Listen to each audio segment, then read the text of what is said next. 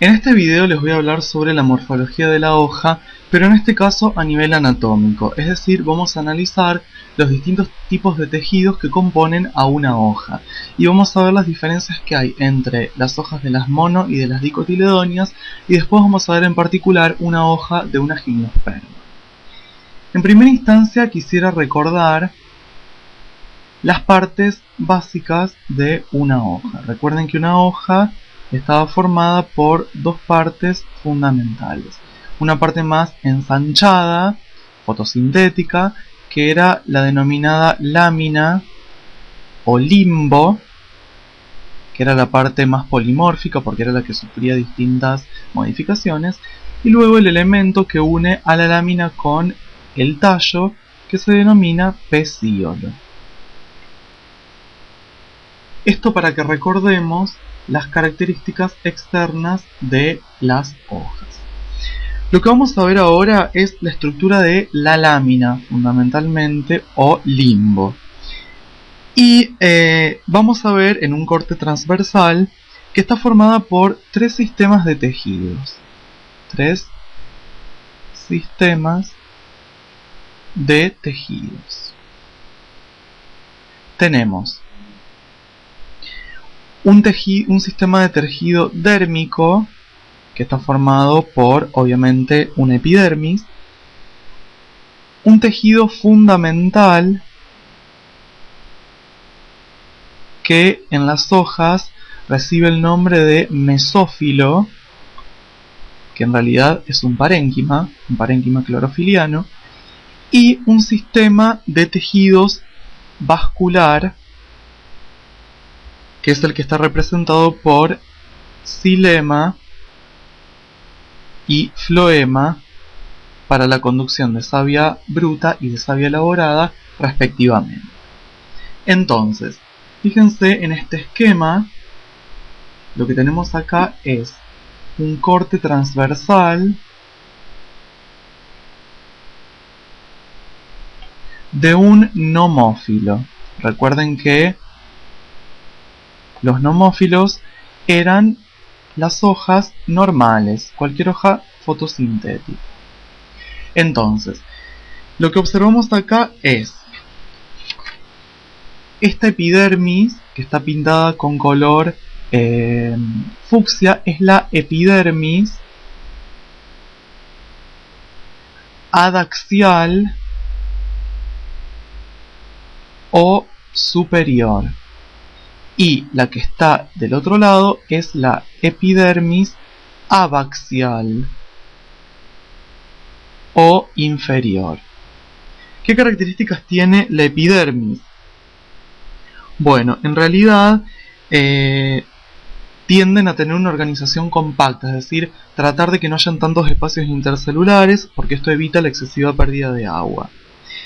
Y en la cara abaxial o inferior es donde se encuentran los estomas. Recuerden que los estomas estaban formados por dos células denominadas células estomáticas que intervenían en el intercambio de gases y en la transpiración. Solo en la cara abaxial. Esto como generalidad.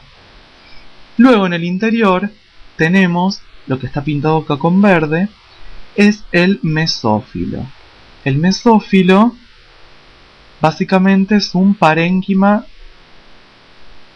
clorofiliano, es decir, aquel parénquima que realiza fotosíntesis. Vamos a ver luego que hay dos tipos de parénquima clorofiliano, que esto ya lo vimos cuando vimos tejidos y que varían su disposición tanto en las dicotiledóneas como en las monocotiledóneas. Y fíjense respecto a los tejidos conductores, lo que tenemos acá es un haz central, que lo tenemos en detalle acá. Fíjense que tenemos arriba el xilema y abajo tenemos el floema.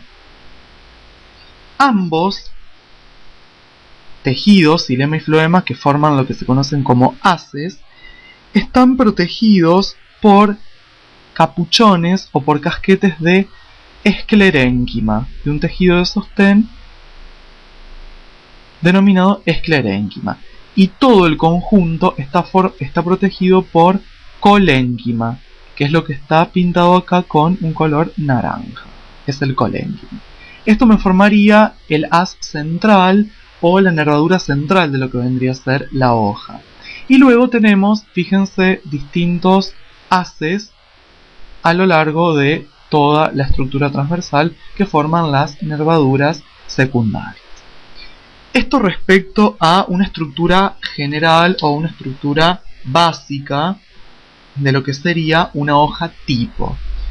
Pero vamos a ver ahora qué diferencias hay entre una monocotiledonia y entre una dicotiledonia. Acá tenemos angiospermas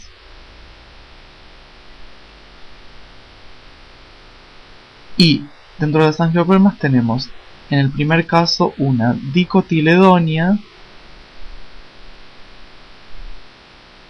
y en el otro esquema tenemos una monocotiledonia. ¿Cuál es la diferencia fundamental o principal entre una y entre otra? Es el tipo de mesófilos que presenten. Fíjense, en una dicotiledonia tenemos una epidermis superior o adaxial que no tiene estomas, porque los estomas se encuentran en la epidermis abaxial, donde tenemos en este lugar, que estoy marcando con blanco estos orificios, los estomas, con sus cámaras estomáticas, que son los espacios que quedan por debajo de los estomas. Esto ocurre en las dicotiledonias. Fíjense en las monocotiledonias. Tenemos en la epidermis superior y en la epidermis inferior estomas. Es decir, que tenemos estomas en las dos caras de las hojas. Esa es la primera diferencia. Y la segunda diferencia radica en el mesófilo.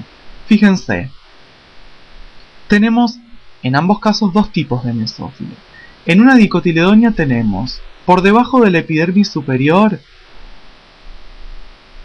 y ocurre lo mismo en la monocotiledonia, un parénquima denominado parénquima en empalizada.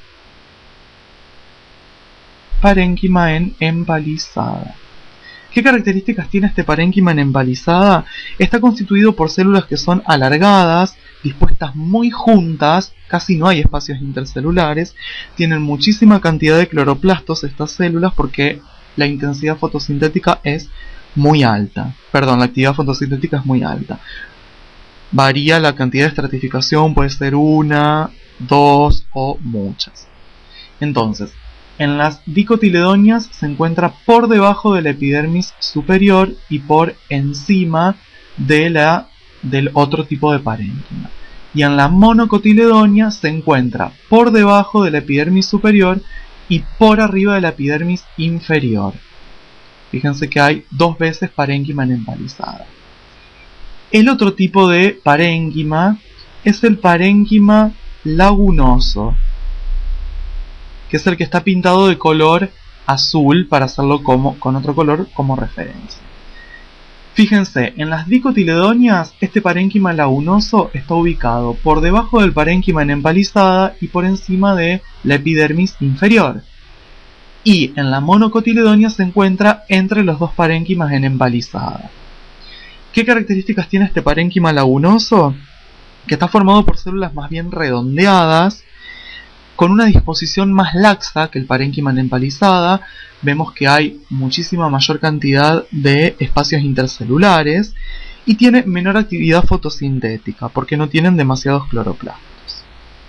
Entonces, esta es la diferencia entre la hoja de una dicotiledonia y la hoja de una monocotiledonia. Y ahora les quiero explicar qué es lo que ocurre con las hojas de una gimnosperma. Gimnosperma. En este caso vamos a analizar la hoja del género Pinus, es decir, de un pino. Las hojas de los pinos se caracterizan por tener una sección transversal que es semicircular, es decir, son semicírculos.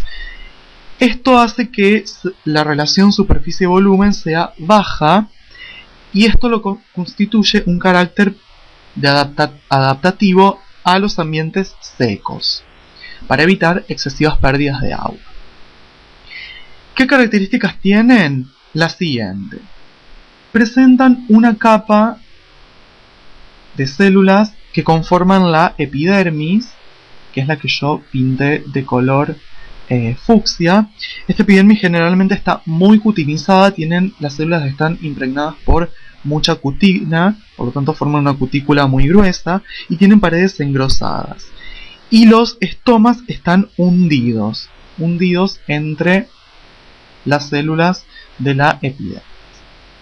Luego continúa una segunda capa de células, que es la que pinté de un color turquesa, que se denomina hipodermis.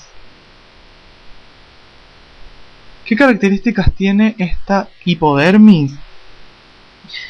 Que, bueno, el espesor y el grado de lignificación varía en las especies de pino y está formada por células que se disponen de manera muy compacta y se ubican por debajo de los estomas, todo alrededor de la epidermis por la parte de abajo.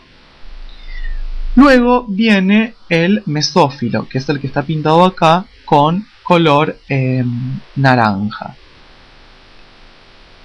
¿Qué características tiene este mesófilo en la hoja de pino? Obviamente son células parenquimáticas, no hay diferenciación entre un parénquima lagunoso y un parénquima empalizada, sino que es todo el mismo.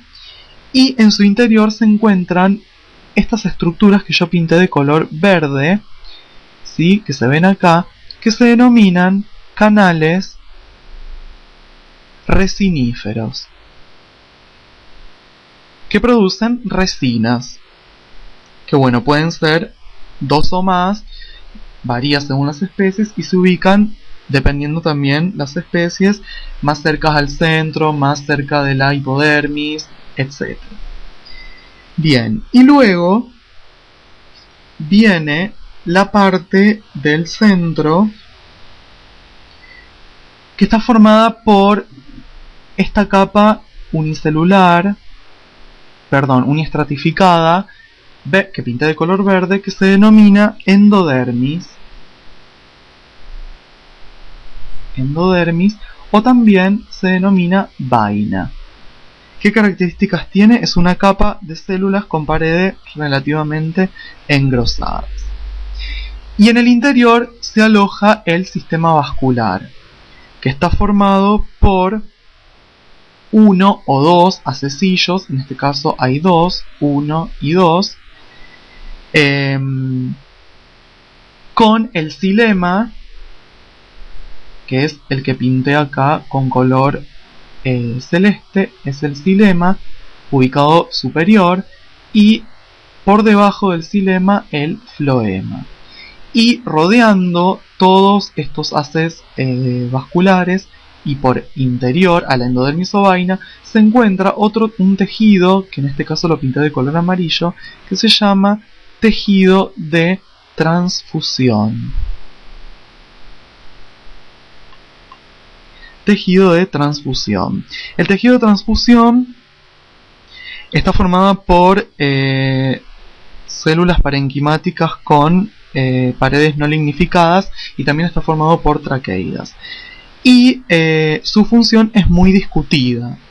Algunos autores lo relacionan con el almacenamiento y otros con la conducción de agua. Todavía no se sabe bien. Bueno, entonces, para resumir, en este video les quise mostrar la anatomía de las hojas, es decir, los tipos de tejidos que tienen y cómo se organizan. Vimos en una hoja tipo, después vimos la diferencia que hay entre una monocotiledonia y una dicotiledonia, y luego vimos qué ocurre en las hojas de las gimnospermas. Y como ejemplo vimos el género Pinus, para dar un ejemplo de este tipo de planta.